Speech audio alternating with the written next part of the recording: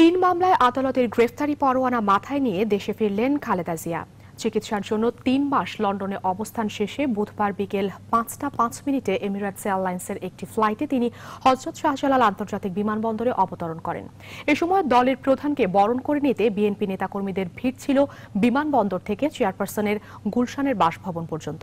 বিস্তারিত জানাচ্ছেন মারুফা রহমান। দলের চেয়ারপারসনকে স্বাগত জানাতে দুপুর থেকেই বিমানবন্দর এলাকায় বিএনপির নেতাকর্মীদের ঢল নামে। বিমানবন্দরে আনুষ্ঠানিকতা শেষে তিনি ৫টা ৪৫ মিনিটে সড়কে বের হন। স্লোগানে স্লোগানে প্রিয় নেত্রীকে স্বাগত জানান বিএনপির নেতাকর্মীরা।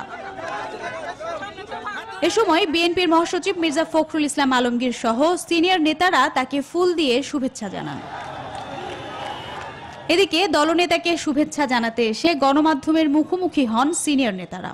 তাদের 11 দফা যেটা দিয়েছেন এটা তাদের বক্তব্য দিয়েছেন, যেমন আমরা আমাদের বক্তব্য দিয়েছি। তাদের সে অধিকার নিশ্চয়ই, কারণ ওরা যে বলতে চেয়েছেন সেখানে তো সেই দলীয় সরকার থাকবে ক্ষমতায়। আর আমাদের মূল বিষয়টা হলো যদি কোনো দলীয় সরকার ক্ষমতায় থাকে সেই সরকারের পক্ষে একটি সুস্থ অবাধ নির্বাচন উপহার দেওয়া সম্ভব হবে। কেউ কেউ বিমানবন্দরের কর্মসূচিতে বাধা দেওয়া হয়েছে বলেও অভিযোগ করেন।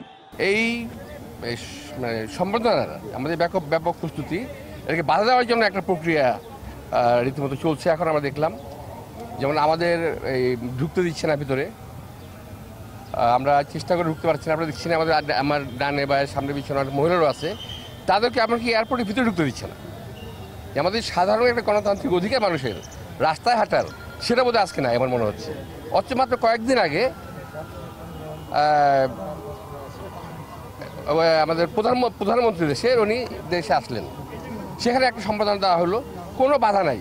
বৃহস্পতিবার জিয়া অরফানেজ ট্রাস্ট দুর্নীতি মামলার হাজিরা দিতে ঢাকার আলিয়া মাদ্রাসার অস্থায়ী আদালতে খালেদা জিয়ার উপস্থিত হওয়ার কথা রয়েছে।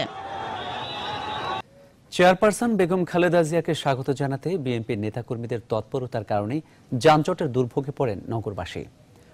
রাজধানীর বনানী থেকে আব্দুল্লাহপুর পর্যন্ত তীব্র যানজটের সৃষ্টি হয়।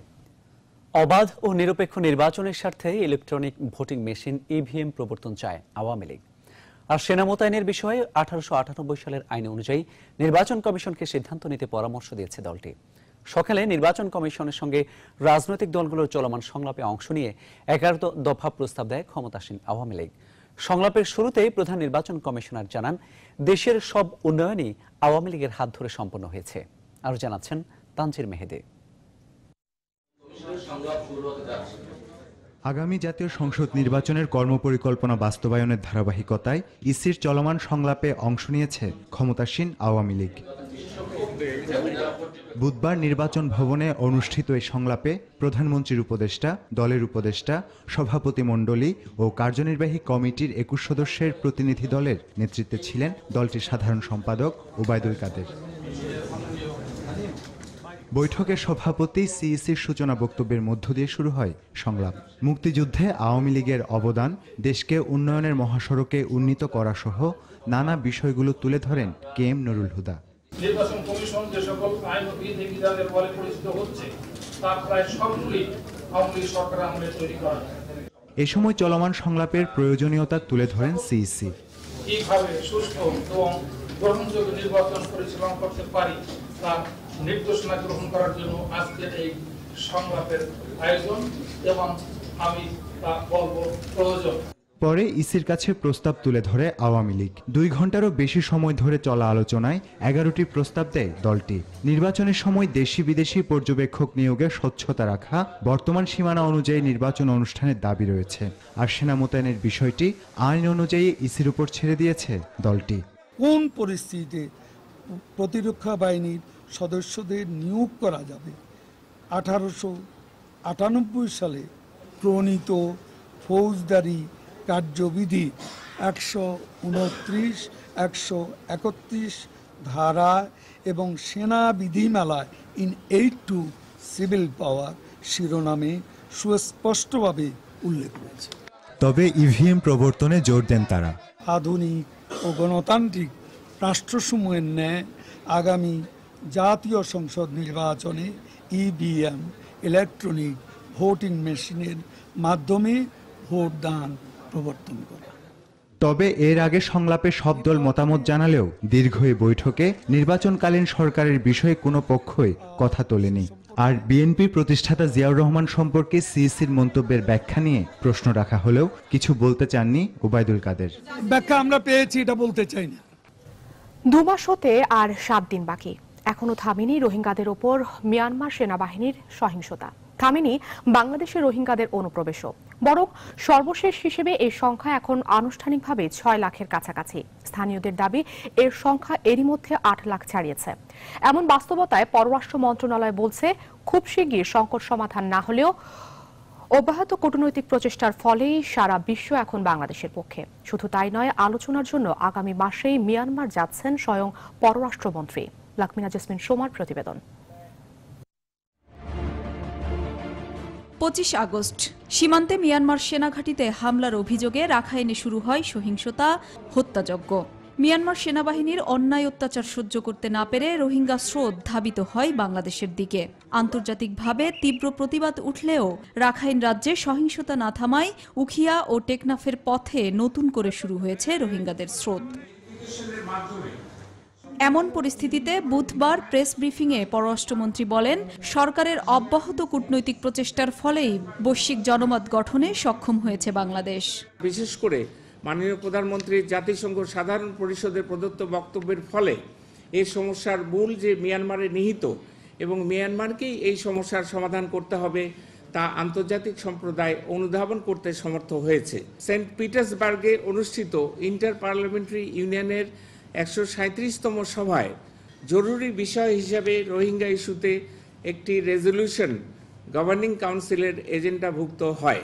এই রেজলিউশনটি 1027 ভোটে গভর্নিং কাউন্সিলের সভায় গৃহীত হয়।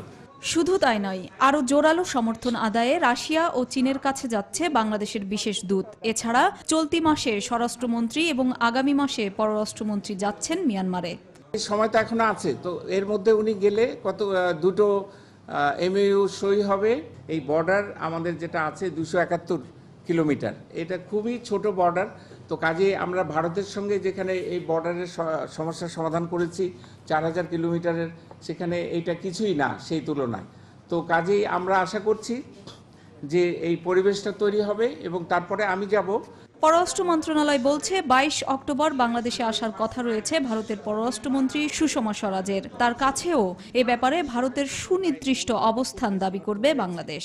এই ধরনের উদ্যোগের ফলে আন্তর্জাতিক বিশ্বে রোহিঙ্গা প্রত্যাবাসন ও কফি আনান কমিশনের রিপোর্ট বাস্তবায়নে মিয়ানমার প্রতি আন্তর্জাতিক সম্প্রদায়ের চাপ অব্যাহত রাখার আহ্বান জানিয়েছে ইউরোপীয় ইউনিয়ন EU। বাংলাদেশে নবনিযুক্ত ডেলিগেশন প্রধান ও রাষ্ট্রদূত রেঞ্চে টিয়ারিং ডিক্যাব টক অনুষ্ঠানে এই আহ্বান জানান। পাশাপাশি তিনি বাংলাদেশ ও মিয়ানমার মধ্যে দ্বিপাক্ষিক কূটনৈতিক আলোচনার মাধ্যমে বিষয়টির সুরাহার উপর গুরুত্ব দেন। Diplomatic correspondents association of Bangladesh DCAB আয়োজিত এই অনুষ্ঠানে রেঞ্চে রোহিঙ্গা ইস্যুতে মানবতার দৃষ্টান্ত স্থাপন করায় বাংলাদেশের উচ্ছ্বসিত প্রশংসা করে বলেন, রোহিঙ্গা ইস্যু সুরাহা সহসাই হচ্ছে না, কারণ চীন ও রাশিয়ার কাছে মিয়ানমারের অর্থনৈতিক গুরুত্ব অনেক বেশি দৃশ্যমান। এই সুযোগটাও মিয়ানমার নিচ্ছে। নতুন EU রাষ্ট্রদূতের কাছে প্রশ্ন ছিল বাংলাদেশের আগামী নির্বাচনে পর্যবেক্ষক দল পাঠানোর ব্যাপারেও। তবে তিনি বলেন, নির্বাচন ও পর্যবেক্ষক ইস্যুতে কথা বলার সময় এখনো আসেনি।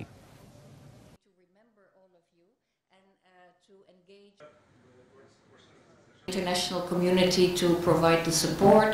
রোহিঙ্গা সমস্যা সমাধানে আন্তর্জাতিক চাপ অব্যাহত রাখা জরুরি। এক্ষেত্রে চীন, রাশিয়ার ভূমিকা অনেক। এটাও সত্যি তাদের কাছে মিয়ানমারে অর্থনৈতিক গুরুত্ব অনেক বেশি। EU মানবাধিকারের পক্ষে এবং রোহিঙ্গা ইস্যুতে EUর অবস্থানও দৃশ্যমান। তবে মিয়ানমার যদি সম্মানের সাথে রোহিঙ্গাদের ফিরিয়ে না নেয় এবং আনান কমিশনের প্রতিবেদন বাস্তবায়ন না করে, সেক্ষেত্রে EU পরবর্তী করণীয় নির্ধারণ করবে। বাংলাদেশ সরকার চাইলে আগামী নির্বাচনে EU পর্যবেক্ষক দল পাঠাবে। But of course, it's not something we can do unilaterally. We only field an observation mission. তাদের স্বাস্থ্যসেবা ও স্যানিটেশন ব্যবস্থা করা চ্যালেঞ্জ হবে। আজ দুপুরে কুতুপালং ক্যাম্প ইনচার্জের কার্যালয়ে সংশ্লিষ্টদের সাথে মতবিনিময় সভায় এসব কথা বলেন তিনি। মন্ত্রী এর আগে উখিয়া ডিগ্রি কলেজে স্থাপিত সেনাবাহিনীর ত্রাণ সমন্বয় কেন্দ্র পরিদর্শন করেন। কোনো মানুষ না খেয়ে মারা যাবে না, মারতে দিতে পারি না। আর কোনো মানুষ যেন বিনা চিকিৎসায় কষ্ট না পায়, এইটা হলো মাননীয় প্রধানমন্ত্রী জননেত্রী শেখ হাসিনার নির্দেশ। সেই নির্দেশ অক্ষর অক্ষর পালন করার জন্য আমরা কাজ করে চলেছি সবাই। সীমান্তে এখনো মাঝে মাঝে উঠছে মিয়ানমারের হেলিকপ্টার, নিচ্ছে তৎপর বিজিবি। আর নোম্যান্স ল্যান্ডে আটকা 20,000 রোহিঙ্গা। প্রকৃতির সাথে লড়াই করে কোনো রকমের যুদ্ধ করে টিকে থাকার চেষ্টা তাদের। দূরে স্বজনদের অন্তহীন অপেক্ষা। উখিয়ার আঞ্জুমানপাড়া সীমান্ত থেকে বিস্তারিত আশিকুর রহমান শ্রাবণের প্রতিবেদনে ছবি তুলেছেন হায়দার আলী। এমনি শরণার্থী জীবন, তার উপর পঙ্গুত্ব, শুকনো খটখটে মাটি যেন তার কাছে কাঁটা বিছানো। 3 কিলোমিটার পথ এভাবেই স্বজনের কাঁধে চেপে চিকিৎসার জন্য যাচ্ছে সে। কারণ আঞ্জুমান পাড়া সীমান্ত দিয়ে প্রবেশ করা রোহিঙ্গারা এখনো নোম্যান্স ল্যান্ডে আটকা। নিরাপত্তা ও সিদ্ধান্তহীনতা, এই দুই কারণে সোমবার বাংলাদেশে প্রবেশ করা এই রোহিঙ্গা স্রোত আটকে দেওয়া হয়েছে। তারপর থেকেই রোদ বৃষ্টি ঝড়ে তাদের খোলা আকাশের নিচেই বসবাস। প্রকৃতির সাথে লড়াই করতে করতে অনেকে নানাবিধ রোগে আক্রান্ত। তাই নোম্যান্স ল্যান্ডের আলপথ ধরে গন্তব্য চিকিৎসা কেন্দ্র, কোলে শিশু, চোখে মুখে হতাশা।